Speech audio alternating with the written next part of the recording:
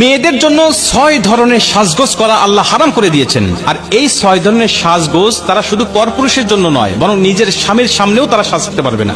এই সাজগোজ করা আল্লাহ তার স্বামীর সামনেও হারাম করে দিয়েছেন এবং দুনিয়ার সকল মানুষের সামনে, এটা কারোর সামনেই সাজতে পারবে না। খুব গুরুত্বপূর্ণ একটি বিষয়। প্রথম নম্বরে বুখারী শরীফের বর্ণনায় নবীজি সাল্লাল্লাহু আলাইহি ওয়াসাল্লাম বলছেন, এই একটা হাদিসের মধ্যে 3টা সাজগোজের কথা আল্লাহ নবী বলেছেন। বুখারী শরীফের 5933 নম্বর হাদিস, নবীজি সাল্লাল্লাহু আলাইহি ওয়াসাল্লাম বলছেন, মেয়েদের জন্য প্রথম নম্বর সাজগোজ করা হারাম, আর সেটা হলো তারা যেন ভ্রু অঙ্কন না করে, ভ্রু প্লাক না করে। এই ভ্রু প্লাক করাটা যে এত জঘন্য গুনাহ, আমাদের মা বোনরা এটা না বুঝে আজকে ভ্রু প্লাক করার জন্য প্রতিযোগিতা চলছে। বর্তমান বিজ্ঞান বলছে ভ্রু প্লাক করলে কি ক্ষতি হতে পারে চোখের। তারা এত ক্ষতির দিক নির্দেশনা দেওয়ার পরেও, পরামর্শ দেওয়ার পরেও কিন্তু আমরা এগুলো থেকে পিছপা হচ্ছি না। এটা তো দুনিয়ার ক্ষতি। যারা ভ্রু প্লাক করে, নবীজি সাল্লাল্লাহু আলাইহি ওয়াসাল্লাম তাদেরকে জাহান্নামী বলে আখ্যা দিয়েছেন।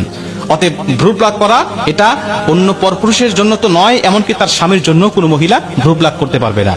2 নম্বরে দাঁত চিকন করা, এটা যদিও এখন ওইভাবে আছে কিনা আমি জানি না, তবে রাসূল সাল্লাল্লাহু আলাইহি ওয়াসাল্লাম 1450 বছর আগে এটা হারাম করে দিয়েছেন। 3 নম্বরে শরীরে ট্যাটু অঙ্কন করা, শরীরে ট্যাটু অঙ্কন করা এটা আল্লাহ রাসূল সাল্লাল্লাহু আলাইহি ওয়াসাল্লাম মারাত্মকভাবে হারাম করেছেন। এটা শুধু নারীদের জন্য নয়, এটা পুরুষদের জন্য হারাম।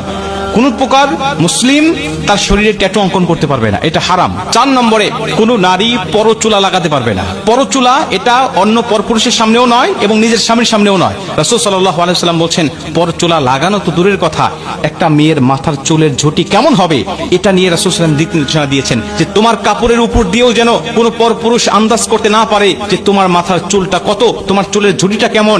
এমনকি রাসূল সাল্লাল্লাহু আলাইহি ওয়াসাল্লাম উটের কুজের সাথে তুলনা করেছেন এরকম ঝুঁটিগুলোকে, এবং তাদেরকে জাহান্নামী বলে আখ্যা দিয়েছেন। অতএব এরকম ভাবে চুল বাঁধবেন না, বা এরকম ভাবে চুল পরচুলা লাগাবেন না যেটা দেখলে পরপুরুষ আপনার প্রতি আসক্ত হয়। আর রাসূল সাল্লাল্লাহু আলাইহি ওয়াসাল্লাম হাদিস থেকে বোঝা যায় যে আপনার স্বামীর সামনেও আপনি পরচুলা লাগাতে পারবেন না। আপনাকে আল্লাহ যেটুকু দিয়েছে এটুকুর মধ্যেই আপনাকে সীমাবদ্ধ থাকতে হবে। এবং 5 নম্বরে সবচেয়ে গুরুত্বপূর্ণ বিষয়, সেটা হলো কপালে টিপ পরিধান করা। কপালে টিপ পরিধান করা বিষয়ে এটা অনেক হাদিস রয়েছে, রাসূল সাল্লাল্লাহু আলাইহি ওয়াসাল্লাম নিষেধ করেছেন। এবং সবচেয়ে গুরুত্বপূর্ণ বিষয় হলো, আমরা জানি যে কপালে টিপ পরিধান করার বিষয়টা এসেছিল আমাদের জাতির পিতা ইব্রাহিম আলাইহিস সালামের কাছ থেকে। যখন তাকে চরকে বেঁধে আগুনে নিক্ষেপ করার জন্য যখন প্রস্তুতি নেওয়া হচ্ছিল, আল্লাহ পাক তখন আসমান থেকে ফেরেশতা পাঠিয়েছিল তাকে সাহায্য করার জন্য। কিন্তু ইবলিস তাকে পরামর্শ দিল, নমরুদকে, যে তুমি এখানে জিনাকারিনী মহিলা যুবক যুবতীদেরকে একত্রিত করে তাদের মাঝে অনৈতিক কাজ তুমি করিয়ে দাও, তাহলে এখান থেকে আল্লাহর ফেরেশতা, আল্লাহর দূতেরা চলে যাবে, জায়গাটা নাপাক হয়ে যাবে, তখন তুমি সহজেই তাকে আগুনে নিক্ষেপ করতে পারবে। তখন এই সমস্ত পতিতা নারীদেরকে চিহ্ন স্বরূপ কপালে টিপ পরিধান করে দেওয়া হয়েছিল, কপালে টিপ পরিধান করে দেওয়া হয়েছিল, যার কারণে ওই চিহ্ন স্বরূপ আমাদের মা বোনেরা না বুঝে না জেনে আজও কপালে টিপ পরিধান করে ফ্যাশন হিসাবে।